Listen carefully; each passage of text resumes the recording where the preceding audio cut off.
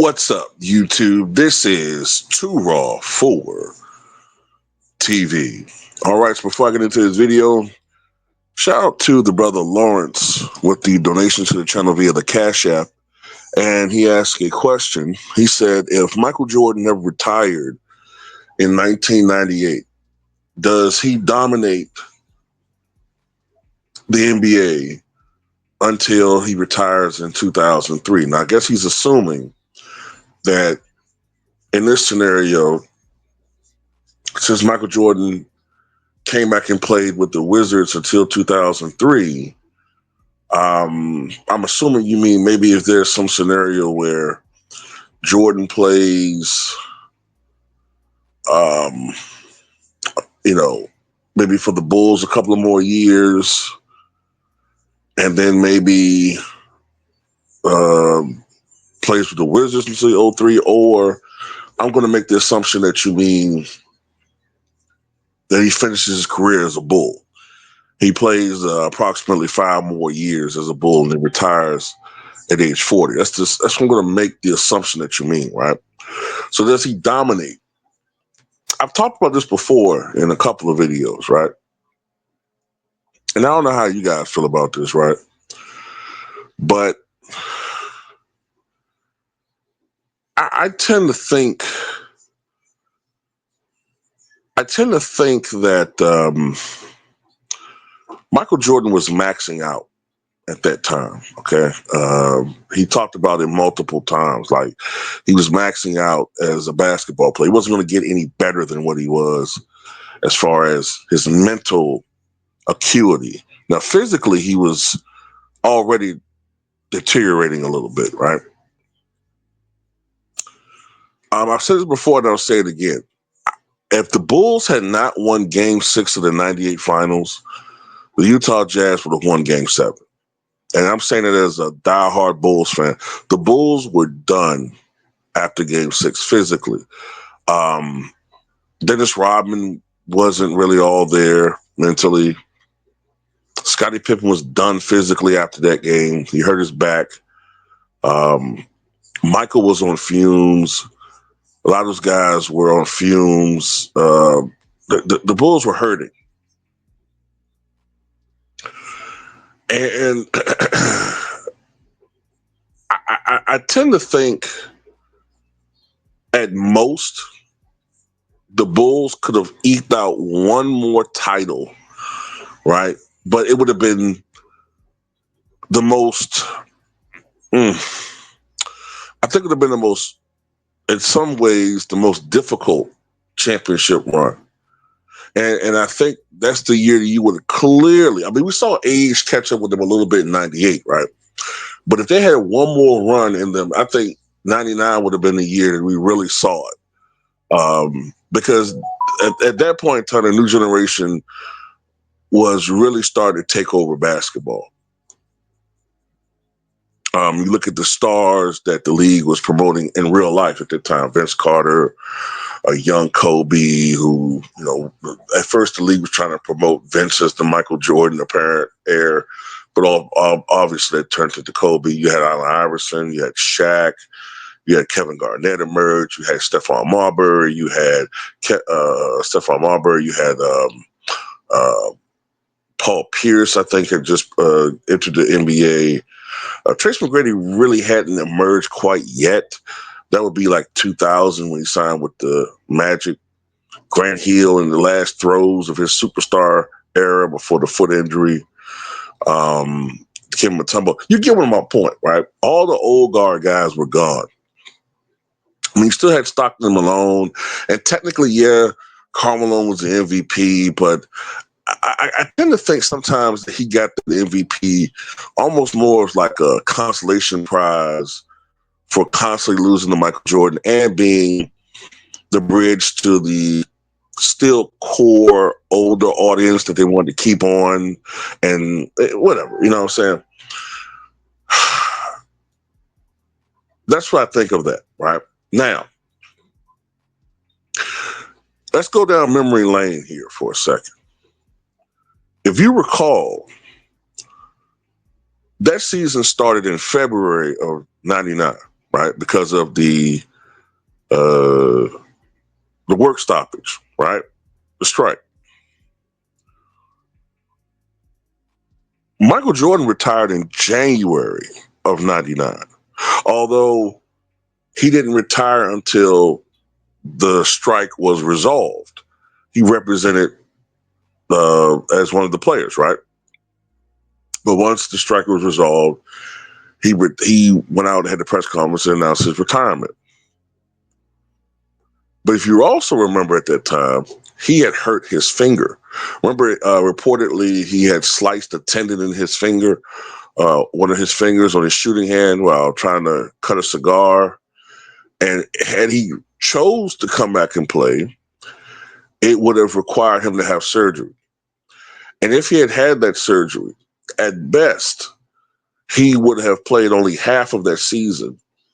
And at worst, he may have missed all but 10 games of the regular season. So you look at reality that year, in real life, the Bulls went 13-37 with much of the Bulls team gone. Jordan had retired. Pippen had gone to Houston in a trade. Dennis Rodman was waived, I think. Phil Jackson was gone. With much of the Bulls players gone, Steve Kerr was gone. I think Longley was gone, I think. So much of the Bulls players out of there, the Bulls sucked. Now, and if you talk about a scenario where Michael Jordan stays, then all the other components for the most part are still there. Now, there is one question mark. One question mark is, we already heard Michael Jordan say he wasn't going to play with the Chicago Bulls without Phil Jackson or Scottie Pippen. Dennis Rodman may have been a different player. You know what I'm saying? By that, I mean, he may have been different in that hierarchy. Dennis was kind of starting to check out mentally.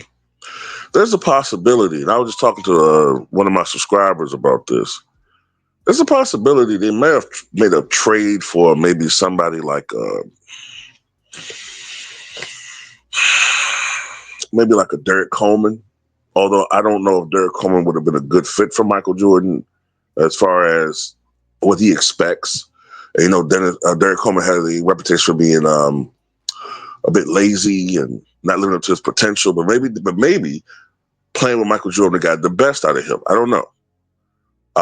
Plus, Derek Coleman brought some other things. You know, Derek Coleman brought scoring. Derek Coleman brought the early vestiges of what the NBA would become as far as stretching the floor and shooting from outside.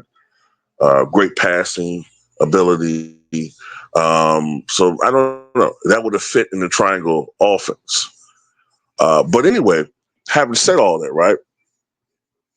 I see the Bulls making, and I hope I'm not as super long-winded for some people who subscribe to my channel, some of you new subscribers.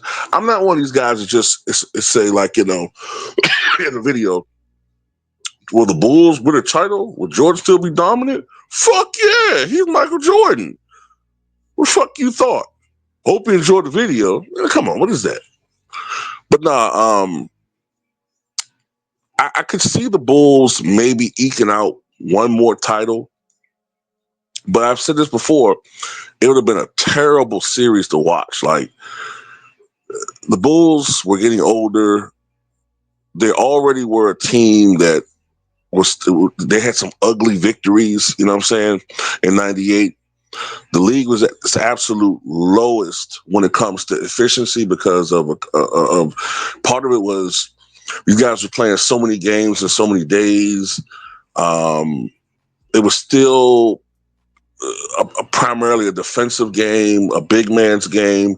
If I remember correctly, the top 20 scores, I think 14 of them were post players or something like that. And plus, the Bulls would have never faced a team quite like the Spurs as far as their front court is concerned. I think it would have been an ugly series as far as scoring. It would have been like 75, 73. I think Michael and Scotty and all of them would have shot horrible percentages. And I think the X factor for the Bulls would have been a Derek Coleman if he was there.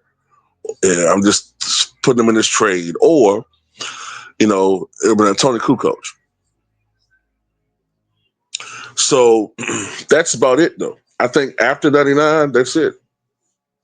The new guy's taking over, man. Now, I know perhaps maybe in this scenario, Phil Jackson not the coach of the Lakers, but one of those teams, I don't know if it's going to be the Kings. I don't know, depending upon how the league would fall. But one of those younger squads is going to take over because the Bulls are just getting too old. Now, I think Michael Jordan, we would look at him differently because he would have had some playoff losses. If he had stayed with Chicago and got older, I think he still would have been averaging, maybe in 2000, 27 points a game, 2001, 26, 2002, 24, and maybe in 03, maybe 22, right? I'm just putting those numbers out there. So that would probably put his career scoring average under 30 points a game. So Will Chamberlain retakes that lead. But Michael also would have finished with more points. So he probably would have scored, I don't know, 39, 40,000 points. So, yeah, I think individually he still would have been dominant, especially considering his age. And he never gained all that weight and stopped playing athletically for 3 years. I think he would have kept what athleticism he had quicker for longer. I also even see him possibly slimming down even more or attempting to slim down more. But